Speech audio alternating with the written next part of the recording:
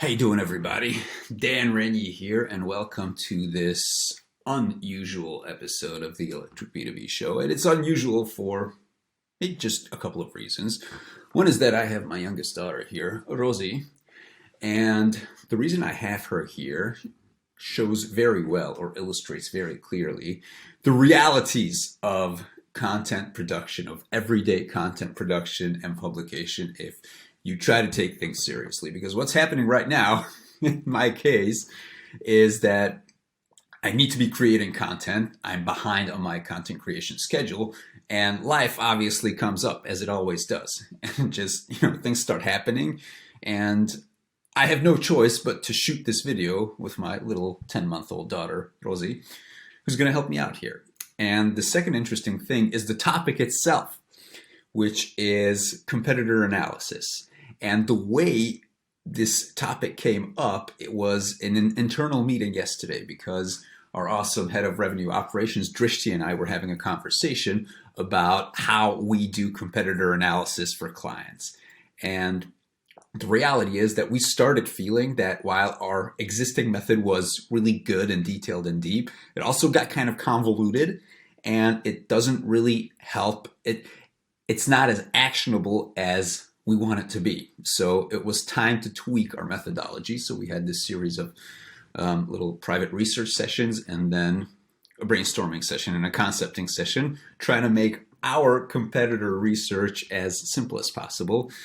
And I thought, what better way to produce content than to actually create in public? Because as we're doing this for clients on a day-to-day basis, I know that it's going to be of interest to anybody who is following us on the social internets. And so I thought, why not share this with you? And I hope it's going to be a grand episode, not the least because we have two people doing the show here, Rosie and my humble little self, who is right now grabbing my throat. If you happen to be watching the video, you're going to see. So let me just dive into this super simple and super straightforward competitor analysis video. Okay, number one, first things first, what I have to mention straight out of the gate is that this competitor analysis serves a very specific purpose, okay? If you look at the screen here, you're going to see that we have a Google Sheet open in which we have several tabs. And these tabs, like the before-after matrix, the brand script, the client journey, the competitor analysis, and now this modified competitor analysis, just a bit further to the right, we have KPIs, GTM strategy, and everything.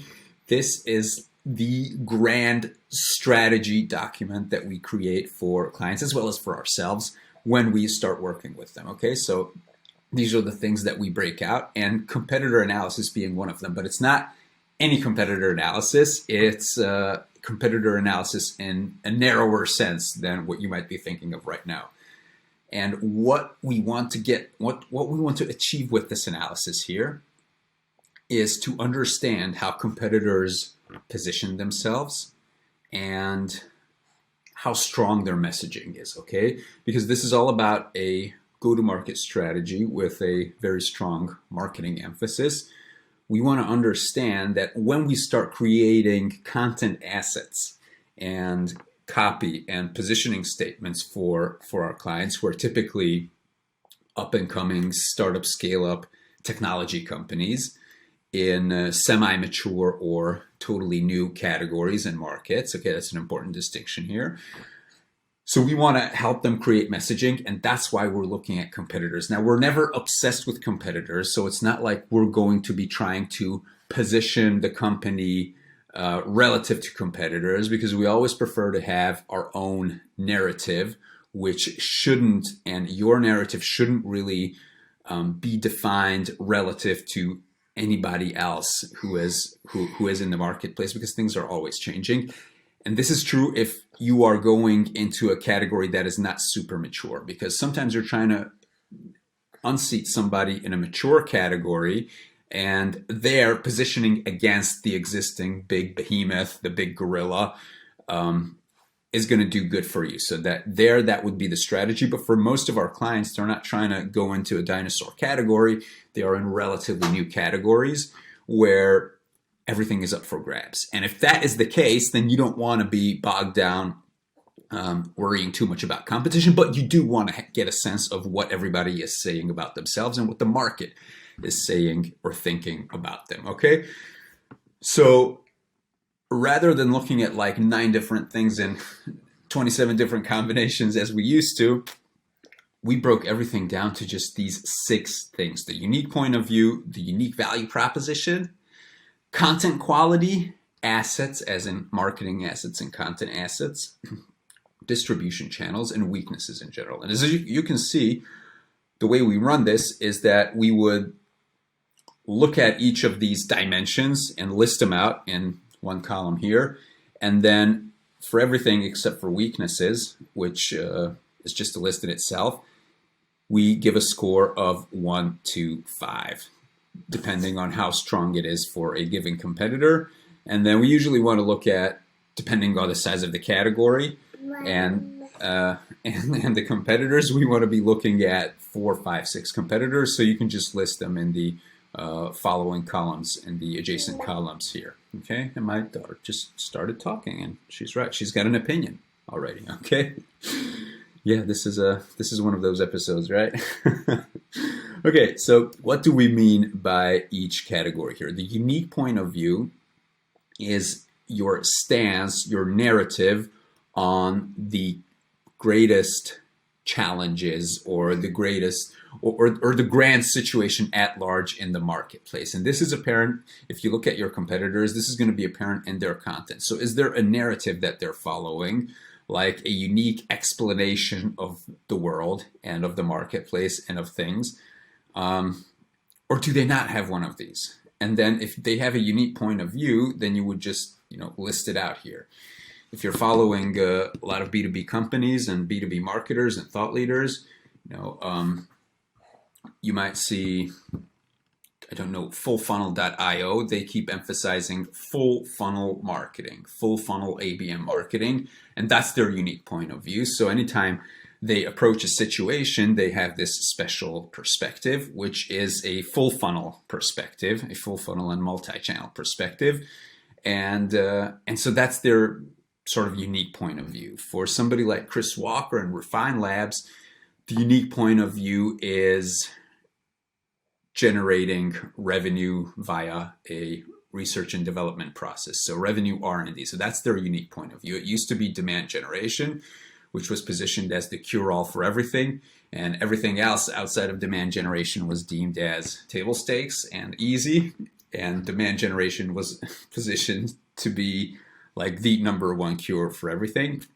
So that was their unique point of view. Okay, so you want to look at, not every company is going to have a strong unique point of view. In fact, most of them aren't going to have any unique point of views. They're just going to go feature fighting.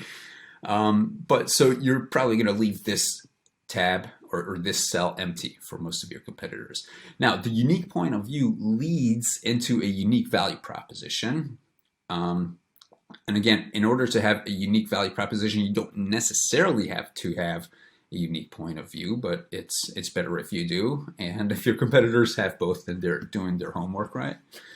And the unique value proposition is basically what you offer to the market that sets you apart. Okay, so you're going to be looking at each of your competitors, and you're going to be trying to determine, based on their main web pages and some of their content, what it is that they think will set them apart. Now, if you want to go for extra points and you want to be super diligent, this is a quick and dirty analysis, but you do want to get a level of depth in this.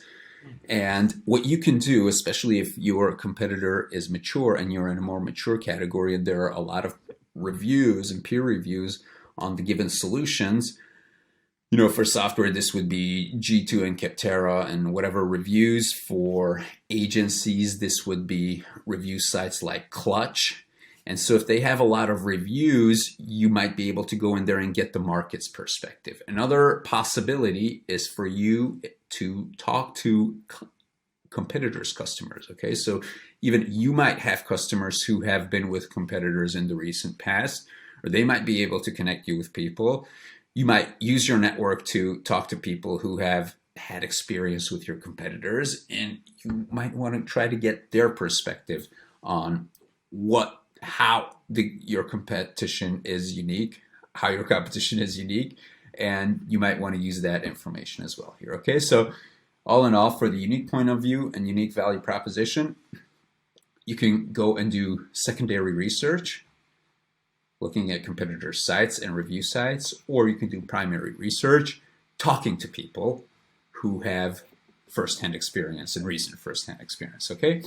Content quality is the third dimension, and here what we want to talk about is we want to observe what sort of content they have, which will mostly be written content, and we want to look at it in terms of style, aesthetics, graphics, as well as the content's depth, because you can have ugly and superficial Me Too content, and the other end of the spectrum is obviously the entertaining, well-written, deep enough, and valuable enough content that actually ends up building thought leadership and authority. Okay, so that's the two ends of the spectrum, and you want to just remark any qualitative feelings or ideas or observations down, and then you would want to score them on a scale from 1 to 5.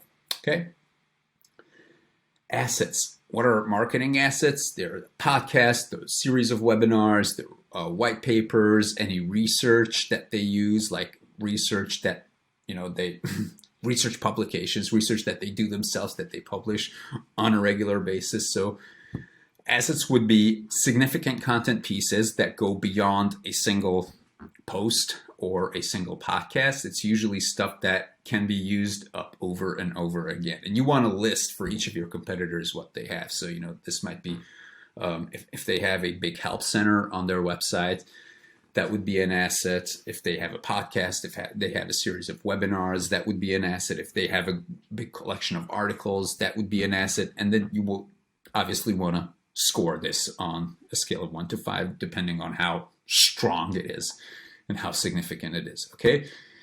Distribution channels are, here you should be listing all the channels where they distribute content. So for most everybody, this will be organic social, but they might have newsletters, they might have, your own website doesn't really count as a distribution channel, but if they have a community, for example, by the way, a community would be a huge asset if they have that, a working community.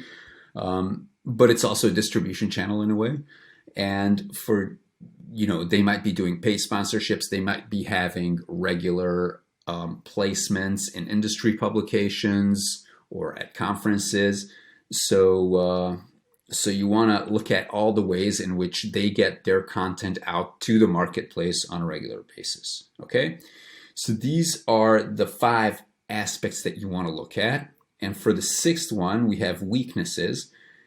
And here the idea is that you want to list all the points where you think they can be beaten. And this is especially interesting, for weak competitors, don't worry about listing all their weaknesses. So if they're crap on all of these and you have like 1s, 2s, and 3s all over the place, then it's kind of obvious what their weaknesses are. Weaknesses are going to become an important factor with competitors who are generally strong. So they've been established, they're doing a lot of things right, but you want to identify possible cracks in the system where or through which you can sort of get them and overcome them and give them a hard time. In a cool way, of course. Just being a little competitive here, okay? So you want to list the weaknesses of your best competitors, okay? And if it helps, you can just add up all the points, and that might help you compare competitors. But where the rubber meets the road is going to be in these lists and what you write out here in the columns B, D, and F, all right? So that was competitor research when it comes to messaging and positioning in a quick and dirty fashion, in a non-convoluted way. And, the mantra here is to keep it simple, but still meaningful, not simplistic. And I managed to be so interesting that little Rosie here has fallen asleep while being on my belly here, okay? So I hope you didn't fall asleep. but I certainly had a great time presenting this to you, and I hope you can use it, and let us know in the comments or wherever through direct messages how you're using this and how you're doing competitor research, and if you have any tips on how to make this system better without making it more complex. Okay, so I'll talk to you later. Bye-bye.